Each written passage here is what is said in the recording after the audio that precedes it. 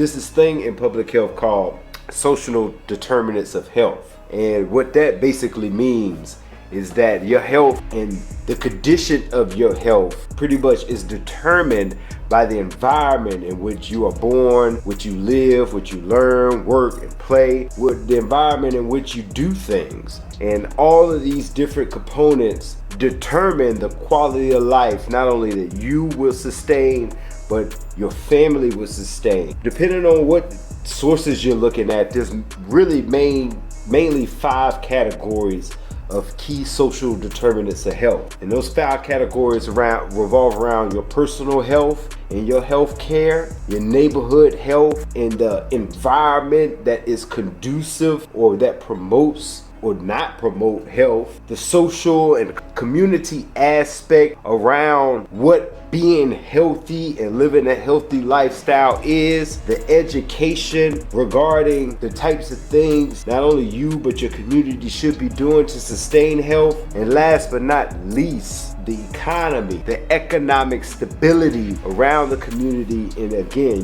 which you are born, you live, you learn, you work, and you play. And the economic stability is important because if we were all on a level playing field without economic stability, then we might be able to achieve health equity. But since we aren't, what the lack of economic stability provides is an opportunity where you would see incidences of needs around health equity, because at its core, the economy and economic development within a community determines the health of the community. Economic development, in a nutshell, is the creation of wealth in which the community benefits are realized. So to break that down, if we all lived in a community and we all thought we were doing well, the economy of the community would be well, because people will be spending and exchanging dollars. They feel good about themselves. They have a level of protection where if something happens to them, they can provide for the health and well-being of not only themselves and their families. Economic development is important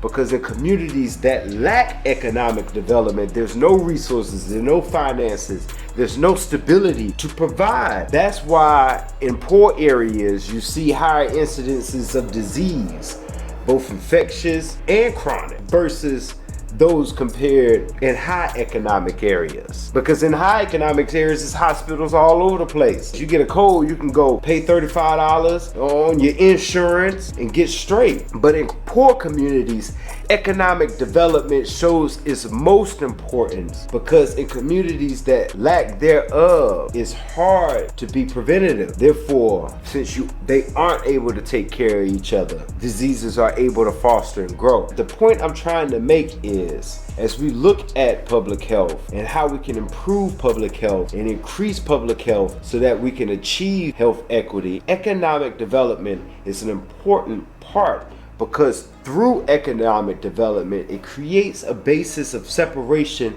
for all the other facets related to the social determinants of health. And what we've seen, not only through research, but through history, but once those divisions are made, what we've seen is that a lot of times those divisions are made and the people affected are based off racial categorization. Race plays a big part in public health because of the social determinants of health. Based on the data, people of color are affected with more diseases and illnesses because they have poor social determinants of health within their communities. And it all revolves around to the commerce, the economic development that's being fostered in those communities.